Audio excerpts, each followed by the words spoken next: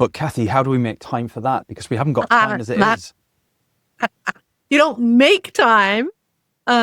You create that space. And that's, again, that shift that this is more important than some meetings that you have on your calendar or some of the work that's required to be done. And when you do it, it actually makes the rest of your work easier. But you're not going to know that till you try, right?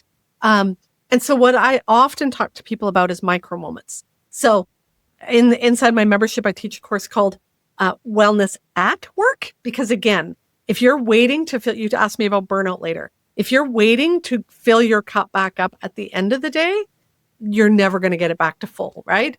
Going to the gym once, 2 or 3 times a week is not going to do that.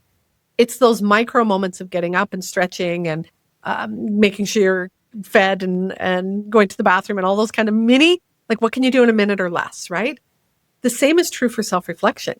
Just grabbing a piece of paper and sort of saying, this is the problem I have, and answering like that, right? Like, what do I do about it?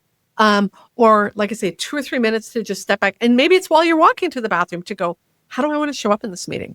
What's the impact I want to have? What do I want this person to feel as a result of our conversation? Those micro moments start that ripple. So it's not that you have to create an hour, every day. 10 minutes at the beginning of your day to go, what's on my schedule?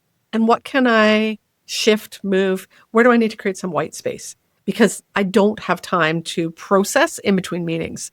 Those kind of micro moments make an incredible difference.